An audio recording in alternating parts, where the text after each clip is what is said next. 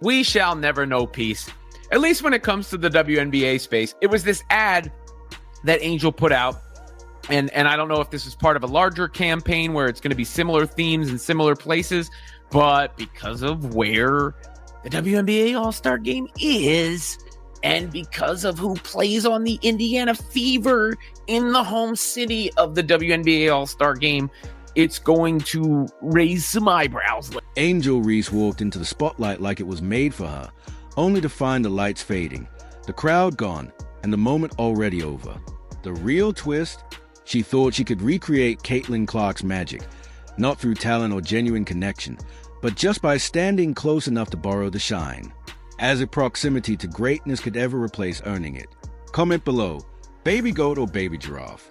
If you're rolling with Cece, let's ride. Angel, me bound, prayer, Reese.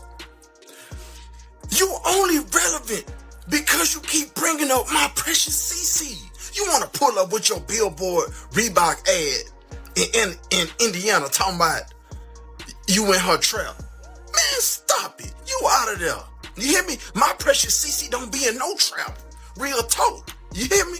At the end of the day, she don't do those type of things. Yes. You hear me? Don't put that on. Don't put that with her name at the end of the day.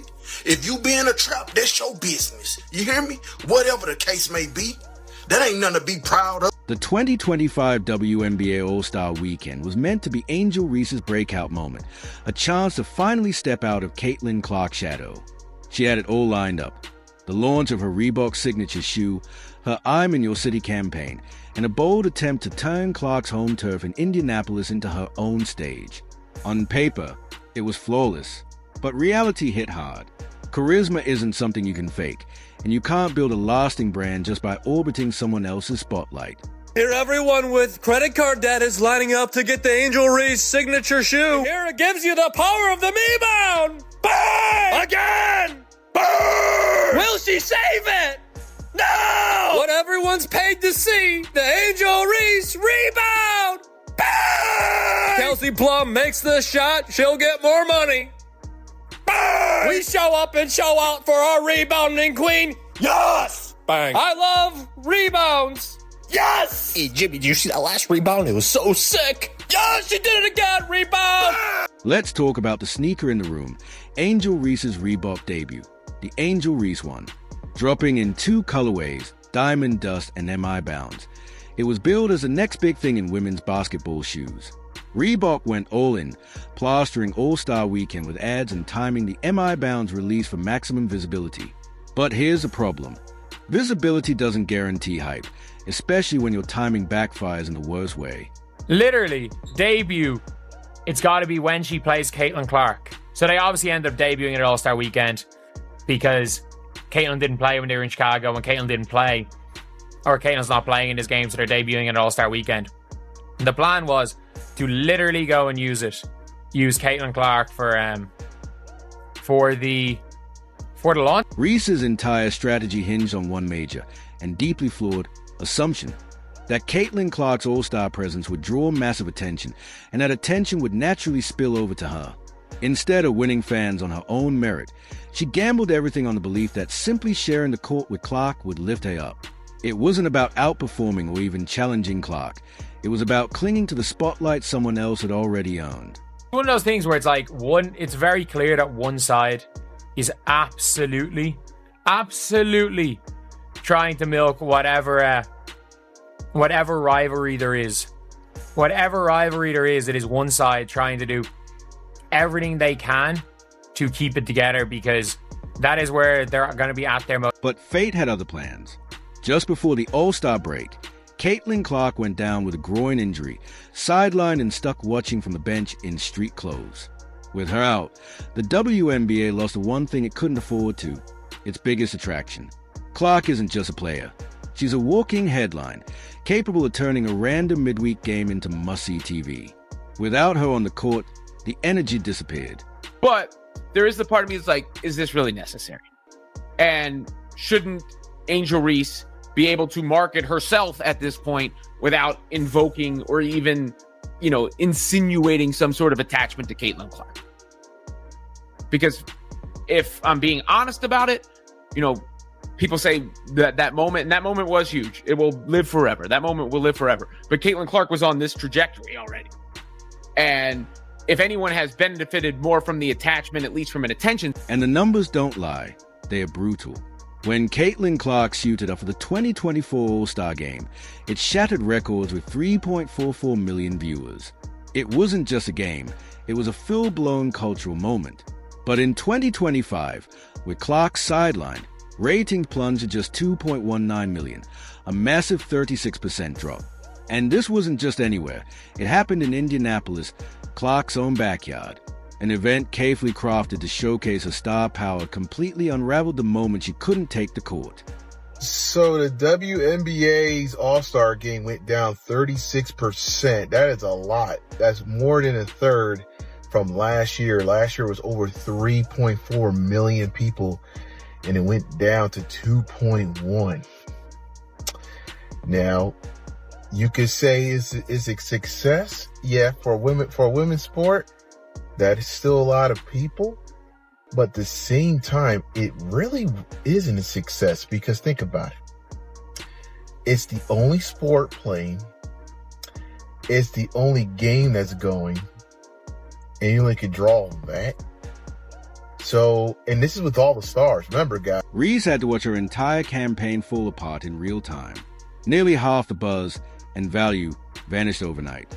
Even scalpers couldn't move tickets. Fans simply weren't showing up for an all-star event, missing the one player they actually came to see. But the WNBA All-Star Game ratings have come out, and all I could think of right off the bat was 4 little letters. F-A-F-O. F around and find out.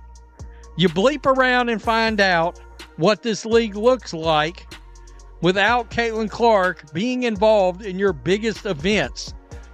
Kathy Engelbert, this should be a perfect example of why you need to get your officiating cleaned up and you need to have a talk with your play. Nothing captured the misfire quite like Reese's tone-deaf "I'm in your city" campaign.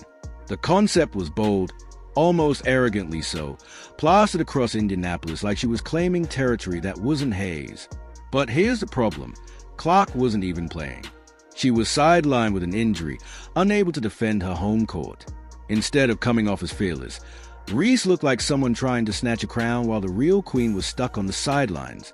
Angel Reese All-Star Weekend Edition! How about it? Let's get it! Hey, you know what they say? 4 is more. Bang! Her loyal fans showed out in Indy, all 4 of them, and somebody's drunk uncle. Take a look at what unemployment looks like. Bang! What do you mean you didn't watch the All-Star Game? You're telling me you have a social life? What? What's butter pecan mean? It's provocative. It gets people going. Butter pecan! Bang! The campaign was impossible to miss. Billboards, digital ads, flashy videos, and bold captions all shouting dominance. Reese doubled down on Instagram, posting reels with the caption "I'm in your city" and dropping lines like "walk in your trap, take over your trap." It was a full-blown takeover attempt, but there was no real resistance to beat, just an empty throne and a missing queen. She is so bad that when Caitlin Clark and her were supposed to face off against each other the other week, the ticket sales went down from $100 to like $5 because Caitlin Clark got injured. She had a quad injury, so she wasn't playing. So guess what? No one wanted to go watch. And if you don't know Caitlin Clark, she's pretty much the GOAT of the WNBA and is the reason why people are watching. No one watches you, Angel Reese. No one watches you. The only thing that I enjoy watching is all the clips on TikTok of you just countlessly just missing every shot that you take. The 2025 WNBA All-Star Game won't be remembered for Angel Reese's sneakers or her flashy billboards. It'll be remembered as a moment the league felt the absence of its biggest star. With Caitlin Clark's sideline, ratings dropped by 36%, ticket prices tanked, and fans barely blinked. The message was loud and clear. Clark isn't just another name. She's the asterisk name. And without her on the floor, the entire product takes a hit. For Angel Reese, it was a harsh reality check. Trying to build a brand by clinging to Clark's spotlight doesn't just fall flat, it's painfully obvious. Fans aren't fooled. They can tell who's real and who's just playing the part. And right now, authenticity rules everything. The numbers don't lie. The TV viewership doesn't lie. The box office demand doesn't lie. This weekend proved one thing beyond doubt. The energy, the excitement, the future of the WNBA all ride with Caitlin Clark.